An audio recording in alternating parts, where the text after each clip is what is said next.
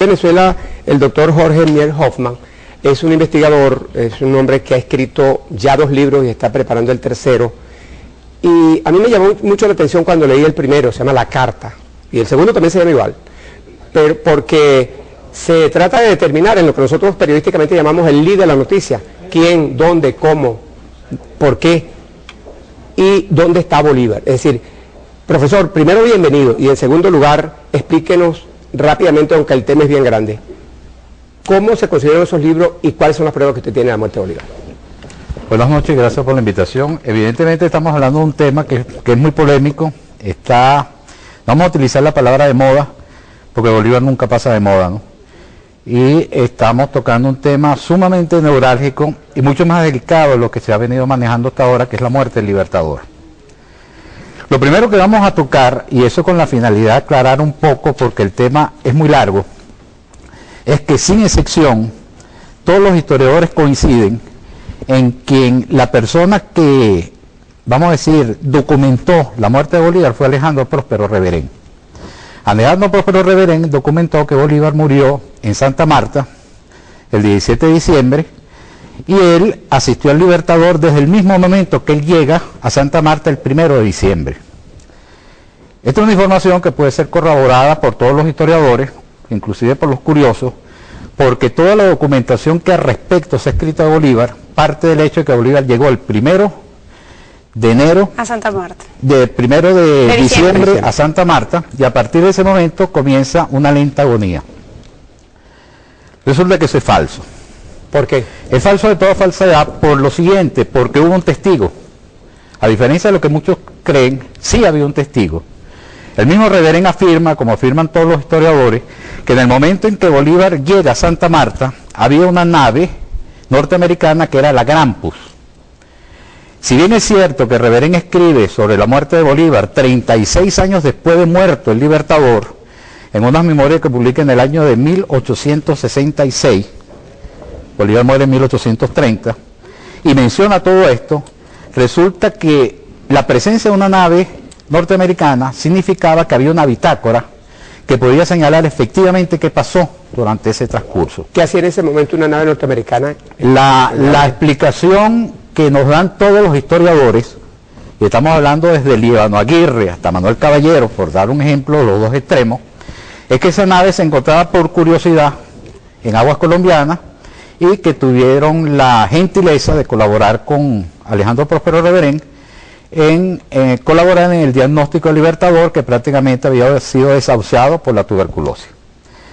Hace 7 años yo comencé a buscar esa bitácora. ¿Pero cuándo llega exactamente esa nave? El Libertador muere el 17 de diciembre. ¿Cuándo llega esa nave?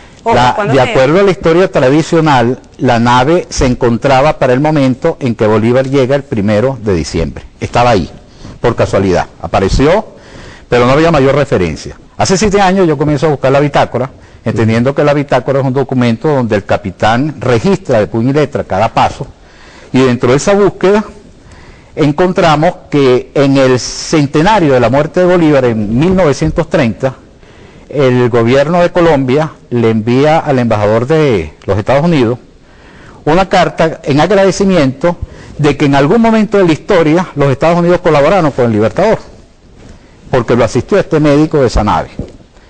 Bueno, entendiendo de que existía esa bitácora ya en Colombia, puesto de que la embajada le envió copia de la bitácora a la Academia Nacional de la Historia, yo fui a buscar la bitácora. Y estuve ahí varios días buscando la bitácora, inclusive con el presidente de la Sociedad de la Academia de la Historia Colombiana, que es el doctor Predaíta, y encontramos que la bitácora desapareció. Pero encontramos un registro de que esa bitácora había sido enviada también a la Academia de Venezuela. Me vine a la Academia de Venezuela y estuve revisando los documentos de la Academia de Historia, y la bitácora también desapareció, lo cual llamaba mucho la atención. ¿Cómo desaparece un documento de esa importancia? Y nos queda más que ir a la fuente. ¿Cuál es la fuente? Estamos hablando de los archivos navales de Washington. En los archivos navales de Washington hubo necesidad de coordinar abogados, especialistas en documentos antiguos, para que un documento desclasificado, como fue la bitácora, me fuera entregada, que es la bitácora que está aquí en este... ¿Ah, la consiguió? Sí, cómo no. Muy importante. Claro, aquí la tenemos. Esta bitácora tiene el sello que demuestra que es el sello de autenticidad, ni siquiera ha sido abierto todavía. Pero esa es la prueba, allí estaría la prueba de la muerte. Vamos a decir que aquí está la... No la prueba de la muerte, quiero referirme que aquí está la autopsia. historia, que fue lo que pasó. Ajá, exacto. Resulta que mientras la historia oficial nos dice que Bolívar llega el 1 de diciembre a Santa Marta, el capitán Isaac Mayo, que era capitán de una nave de guerra, nos dice que el 1 de diciembre estaba capturando al Libertador en alta mar. Esa embarcación, Sí, señor. una embarcación norteamericana. Norteamericana. Aparece una versión Claro. nueva de todas las cosas. Y vamos a decir que tiene prueba, porque contra esto sí es verdad que no pueden decir que hay especulación, porque esto no se trata de un análisis, simplemente un documento oficial. ¿Qué es lo que pasó aquí? Y aquí lo cuenta. El 7 de septiembre, por instrucciones de Andrew Jackson, el capitán de la nave de guerra, la Grampu, una nave de 24 cañones, tiene la misión de navegar aguas colombianas, bajo el argumento de que Colombia era un país muy inestable, por no decir que era peligroso. Y tiene la instrucción, tal cual como dice el capitán, de dirigirse al puerto de Santo Domingo y esperar nuevas instrucciones. Y así lo hace el capitán. El día 29 de noviembre, la nave se dirige a Cartagena, tal cual lo dice el capitán. Y el día 30 sale hacia Santa Marta, buscando a Bolívar. ¿Por qué decimos buscando a Bolívar? Porque él dice que en el transcurso de esa búsqueda ubica diferentes barcos, hasta que ubicamos el barco donde iba el Libertador. O sea que ellos, como nave de guerra, sabían que Bolívar... Claro, aparte el 29 y el Libertador llegó el primero. Exacto, entonces fíjate, el día 1 de diciembre, ellos ubican la nave Manuel, donde iba a bordo el Libertador. Inmediatamente le hace un disparo de cañón, lo dice aquí, y manda un barco con soldados a abordar el barco donde va el Libertador, y le llevan una carta. Por eso el título, La Carta, del libro. Mucha gente ha pensado, mucha gente piensa de que la carta se refiere solamente a una carta que Bolívar escribió, de la cual vamos a hablar más adelante. La carta se refiere a una carta que le envía el presidente Andrew Jackson a Bolívar, a través de una nave de guerra. Fíjate que no se la hace llegar a través del embajador de Colombia, que hubiese sido en todo caso si hubiese sido un gesto diplomático, y menos entregarlo de manera violenta con un disparo de cañón. Debemos suponer, ya que la carta no conocemos su contenido, pero desde el punto de vista de los hechos nos permite asegurar que esa carta lo que tenía unas instrucciones dedicadas al Libertador, que en este momento había sido capturado por una nave de guerra. ¿Hay indicios de si lo detuvieron, si se lo llevaron, si lo secuestraron? Si hay, por lo siguiente, porque el capitán no cumple con el rito diplomático que hubiese significado abordar también el bergantín para presentar sus respetos, en este caso al general Bolívar. No, manda soldados y luego se encarga de custodiar la nave hasta el día 2. Cuando la historia oficial nos dice que el día 2 Bolívar estaba recibiendo caratos de sagú en la casa de aduana, resulta que de acuerdo al documento oficial, Bolívar el día 2 estaba siendo ahora sí abordado por el capitán de la nave, en pleno alta mar. Ahora, me causa curiosidad saber toda esta historia que está en ese documento y por qué ese documento no ha sido público o no se ha explotado esa información tan importante con respecto a la muerte de Bolívar. Claro, porque fíjate, aquí hay dos situaciones que debemos comenzar a analizar. Cuando se presenta la muerte de Bolívar, a raíz de una investigación que yo he venido realizando, de la cual tuvo conocimiento el presidente Chávez, y en ese momento surge el tema de la muerte de Bolívar, yo venía trabajando en una investigación que se sustenta en dos personajes que han sido estigmatizados por la Academia Nacional de la Historia. Es decir, la Academia Nacional de la Historia, desde que Vicente Lecuna hizo de ella una institución a los fines de que la última palabra en historia se maneja desde ahí, él estigmatizó a dos personajes. Uno de ellos fue José Izquierdo. José Pepe Izquierdo, que es un anatomista, de hecho, de la Facultad de Anatomía de la Universidad Central de Venezuela, ya su nombre. Él denunció en un momento dado de que había un personaje en la catedral y había otro personaje en el Panteón Nacional. Inmediatamente eso significó todo un hecho que aconteció, que la Asamblea Nacional Constituyente, estamos hablando de 1947, se abocara por 3 meses a estudiar el caso del cráneo de Bolívar. Y hay cosas interesantes que se dicen ahí, y lo saben los diputados de la Asamblea. Si buscan los archivos de la Asamblea Nacional que están ahí, está la versión de Andrés Eloy Blanco, cuando se refiere a Vicente Lecuna, que estaba atacando duramente a José Izquierdo, él decía, prácticamente textualmente, decía, lo que pasa es que Lecuna se considera que él es dueño de Bolívar. Y lo otro que aparece en el acta es una declaración del doctor Rafael Caldera, en el cual le increpan a decir que si él cree que Bolívar está en el panteón, y él dice que él no cree que Bolívar está en el panteón. Esa situación generó todo un conflicto que movilizó la prensa mundial. Durante 3 meses estuvieron debatiendo en el hecho y decidieron sencillamente silenciarlo. No se tocó más el tema. Por ese lado. Entonces, Vicente Lecuna se encargó de estigmatizar a Pepe Izquierdo, al extremo que la Academia de la Historia del momento sacó un documento para desprestigiar a Pepe Izquierdo como un historiador. La otra persona en la cual se sustenta el libro de la carta es Luciano Mendible, que era un perseguido político en la época de Gómez.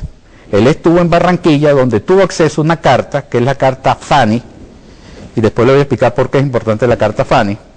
Y el Vicente Lecuna intentó comprar la carta, porque él era un coleccionista de cosas del Libertador. Mendible no quiso venderla, inmediatamente Lecuna arremetió contra Mendible, calificando que la carta a Fanny era apócrifa, y así ha sido examinado por la Academia de la Historia. Es decir, profesor, dice usted que en 1947 entonces hubo las primeras investigaciones orientadas más o menos a determinar que efectivamente el Libertador fue asesinado. No, a determinar que el personaje que está en el panteón no es Simón Bolívar. ¿Y usted cree que, si usted ha determinado en sus investigaciones que sí es? Fíjate, cuando uno analiza los hechos, desde que Bolívar aparece en Santa Marta hasta Bolívar, que es llevado en 1876 al Panteón Nacional por un decreto de Guzmán Blanco, resulta que la tumba de Bolívar fue profanada 19 veces. O sea, que no hay garantía de que... No solamente no hay garantía. Decir que ahí está Bolívar es algo que no está comprobado ni siquiera para los mismos estudiosos del caso, que lo han hecho por algunos años. ¿Por qué? Porque cuando Bolívar es colocado en la Catedral de Santa Marta, a los 4 años ocurre un terremoto que destruye la catedral. Durante 4 años, todas las lápidas estuvieron expuestas al aire libre. Y un señor llamado Manuel Lugueta dice que agarró el cuerpo de Bolívar y se lo llevó para su casa. Imagínate semejante responsabilidad.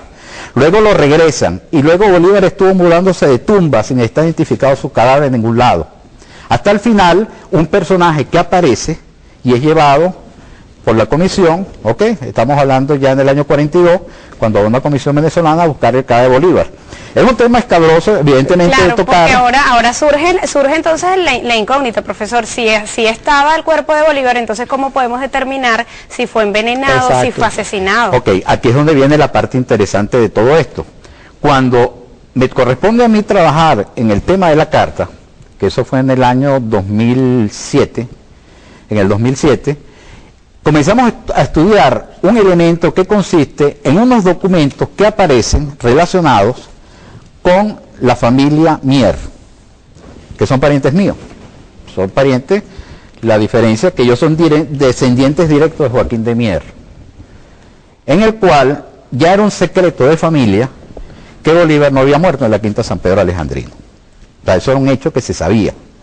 Y el lugar donde había muerto el Bolívar es un lugar que había desaparecido de la historia, porque no aparece ese lugar.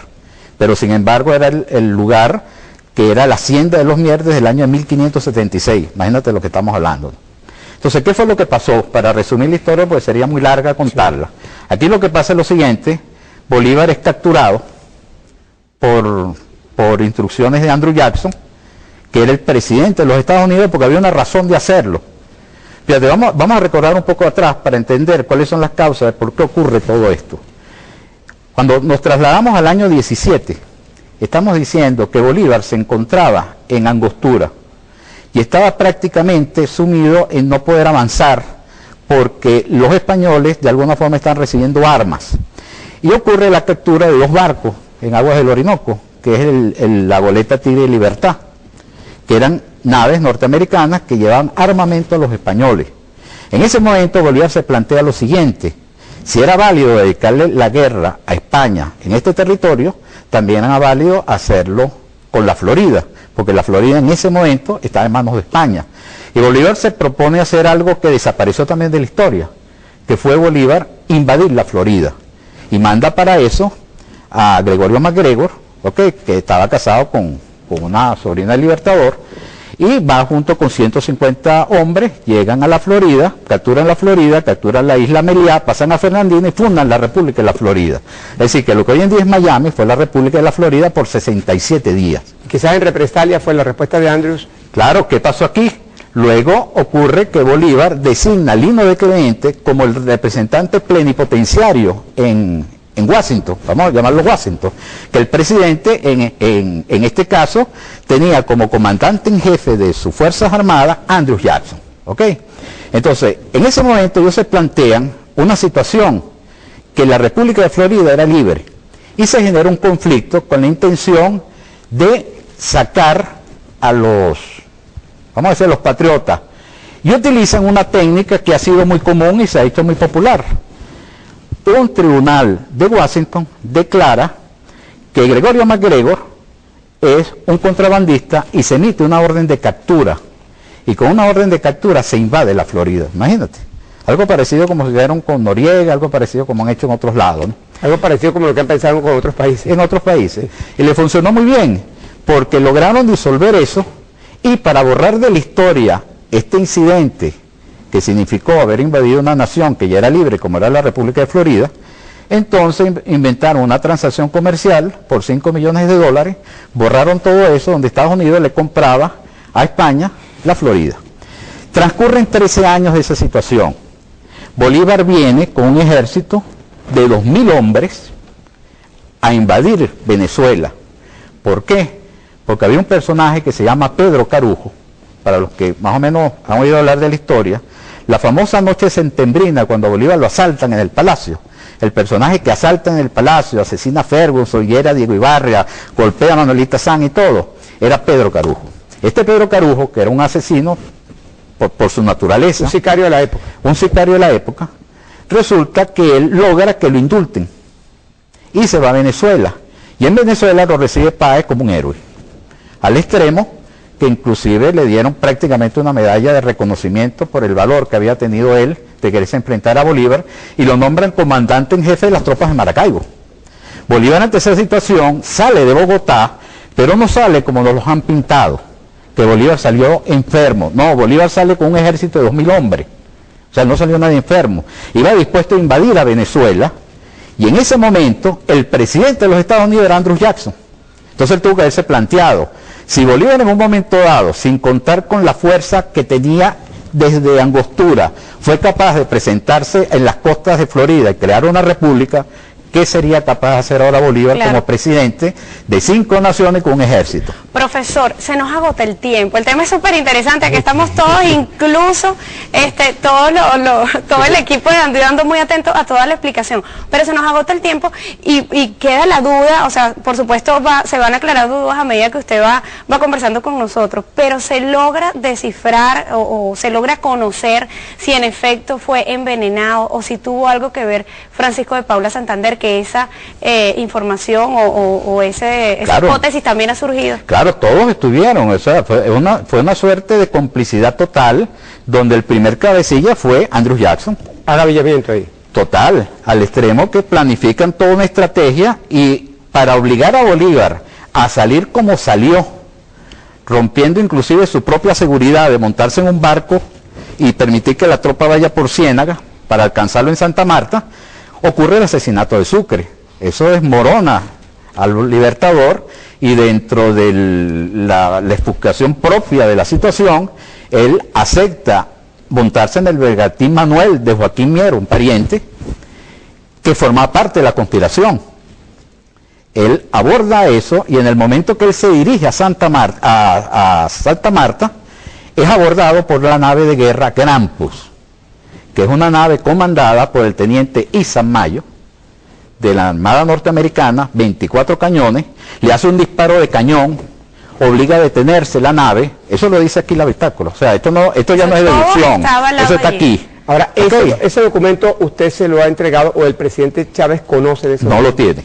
De hecho, este documento desapareció de la historia, como te repito, desapareció de la Academia Nacional de la Historia de Colombia, desapareció de la Academia Nacional de aquí. Para conseguirlo fue un trabajo extremadamente complejo, pero nos permite saber exactamente qué fue lo que pasó. Y en este documento ahora va a ser entregado a la Asamblea Nacional porque se inició ya una investigación en el cual yo aporté a la comisión que investiga esto unos cabellos del Libertador a los fines que se hagan unas pruebas de ADN y se determinó que efectivamente eran cabellos de Bolívar. Vamos a decir que siempre ha estado vinculado con el tema. Ahora con esto vamos a decir que encontramos ahora la prueba de lo que pasó. Sí, 2 segundos para decir que nos están llamando de Margarita, que la 97.3 FM está encadenada con nosotros, está retransmitiendo el programa Dando y Dando. Ah, no, agradecido. Es que más, es que el tema es muy interesante. Y el tema no termina aquí, porque fíjate que la situación ocurre porque luego viene una complicidad general, histórica, que borra de la memoria de los venezolanos los hechos que ocurrieron en Santa Marta. Y aparece solamente el doctor Alejandro Próspero Reverén, que por cierto no era doctor, y eso no lo estoy diciendo yo. Eso lo determinó Pepe Izquierdo, que es la cátedra de anatomía de la universidad, lleva su nombre. Él determinó que no era médico. Y él es el que sirvió para justificar una tuberculosis que no existía por varias cosas. La tuberculosis en Bolívar era endémica, porque la madre de él murió de tuberculosis. De hecho, Bolívar era un hombre que retaba la naturaleza, o sea, su condición física le permitía hacer cosas que no podían hacer otras personas. O sea, Bolívar tiene una condición muy especial, y cuando uno ve el cuadro clínico de una persona, lo que ha hecho Bolívar, que haya muerto en la forma en que dicen que murió, y luego de encontrar todas estas pruebas, te das cuenta de cómo fue planificado sistemáticamente una mentira histórica. O sea, que tuberculosis no fue. No, nunca lo fue. Y además, como desafió la naturaleza en el territorio. Ahora, lo importante es esto, que este documento existe. Este documento va a ser entregado a la Asamblea Nacional para que forme parte de las averiguaciones que ya se están haciendo en la Asamblea Nacional. Tiene que tenerlo en mucho resguardo, profesor. Claro. Eso es un documento valiosísimo. Bueno, muchos de los documentos están en el archivo el general de la Nación, todos los documentos que han sido aportados. Este no, porque bueno, este prácticamente acaba de ser entregado. Es un documento que ni siquiera ha sido abierto todavía tiene el sello. ¿Cuándo se lo entregaron y quién se lo entregó? Esto lo entrega de vamos a decir, el archivo de los Estados Unidos, que es el que maneja de Washington, maneja este documento. Una vez que lo desclasifica. Una vez que lo desclasifican, de toda la gestión que se hizo, y cuando lo leemos, comenzamos a ver cosas importantes, como cuáles. Siempre se dijo que cuando Bolívar llega a Santa Marta, el doctor Alejandro Próspero Reverén se hace asistir de un médico de la nave de guerra, que era el doctor Magnay. Y así se ha tomado, es más, eso lo buscamos en todos los libros y aparece. Resulta que ese doctor Magnay no existe. Como allí tampoco, no existe, no existe esto. Ni tampoco existe la asistencia que se le hace a Bolívar. Doctor, mucha gente se preguntará, ¿por qué darle crédito a eso? Porque este es un documento desclasificado de los Estados Unidos que tiene el sello. ¿Ok? Fíjate que ahorita acaba de salir una versión que trata de cambiar el orden. ¿Por qué? Resulta que yo tuve un programa en el cual se presenta qué pasó sobre la muerte de Bolívar. Y lo hace la TNT de Colombia y se retransmite a Los Ángeles y Miami. Y ahí se presenta claramente cómo Bolívar fue objeto de una traición, cómo Bolívar no murió de tuberculosis, fue objeto de una conspiración, y eso de alguna forma comenzó a movilizar grupos de la Mossad, inclusive se movilizaron grupos de la Mossad, buscando el cuerpo de Bolívar, porque ya sabían que dónde está Bolívar. Toda esa situación generó un conflicto a tal extremo que entonces, cuando esta información, como se la estoy contando a ustedes, sale en los Estados Unidos, inmediatamente ahora sale una versión de un médico diciendo de que Bolívar fue asesinado, pero partiendo del hecho que fue por una tuberculosis o una mala praxis. Es decir, que tratan ahora de desvirtuar para no entrar en el fondo del problema, que fue un ajusticiamiento, que es en todo caso lo que nos interesa saber. Profesor, nos quedan escasos minutos, pero quiero que rápidamente me responda esto, y es con respecto a ese científico estadounidense que dijo que probablemente pudo haber sido envenenado por arsénico. ¿Hasta qué punto puede ser eso cierto? ¿Esa hipótesis puede tener valor? No lo tiene, fíjate, ese aspecto del arsénico lo está manejando porque así lo hicieron con Napoleón. Ha manejado un poco esa figura. El hecho es de que él está tomando como elemento lo que ustedes van a leer, no se lo estoy diciendo yo, toda la información que pueden conocer de Bolívar se sustenta en Alejandro Próspero Reverén, personaje que formó parte de la conspiración, que no es verdad. Y la verdadera causa de la muerte, que sabemos que fue por ajusticiamiento, ahora está reflejada en este Cobra documento. valor con ese documento. ¿Ok? Además de toda la investigación que está en el libro de la carta. ¿Ok? Porque es lo que nos permite ahora decir exactamente qué fue lo que pasó. ¿Qué fue lo que pasó? Bolívar iba con la disposición de derrotar a Páez, iba con un ejército para acabar con Carujo, y se encontró en el camino la traición cuando se enervó por el asesinato de Sucre y cometió la imprudencia de montarse solo en ese barco donde lo estaban esperando una nave norteamericana, tal cual lo dice el capitán de la nave, no lo estoy diciendo yo. Profesor, lamentablemente se nos agotó el tiempo, el tema está súper interesante, hay muchas dudas. Martín no, también provoca las tiene. seguir Claro, y indagando, acá porque todo es un el tema equipo de Ando y que Ando nunca está acaba. atento, pero... Perdón. Adelante. Pero queremos agradecer que nos haya acompañado, que pueda compartir con nosotros esta valiosa información, pues esos libros, esa investigación que ha adelantado con respecto a esta muerte de Bolívar y que siguen vigentes porque siguen generándose discusiones con respecto a este tema, y qué bueno que haya podido compartir esa información acá con nosotros en Bueno, siempre la orden, y yo sé que esto trae mucha polémica porque estamos hablando de una figura como el padre de la patria, pero vamos a decir que lo menos que nosotros podemos hacer es reivindicarlo. Reivindicarlo, ¿por qué? Porque Bolívar tuvo el ingenio que en el momento de su muerte pidió como última voluntad escribir una carta. Y esa fue la carta que escribió para Fanny Duvilar, que es una carta que Vicente Lecuna la calificó como apócrifa, pero que tiene códigos masónicos, porque Bolívar era masón, y cuando uno devela los códigos encuentra que Bolívar da la respuesta cómo, cuándo, quién lo mató, dónde está Bolívar. ¿Parece fantástico? Yo diría que no. Fantástico fue lo que hizo Bolívar. Profesor, 1.000.000 de gracias por habernos acompañado. Nosotros nos corresponde hacer una pausa acá en Dando y Dando. Estoy segura que ustedes, al igual que nosotros, quedaron con ganas de seguir escuchando al profesor. Nosotros vamos a regresar en minutos los temas.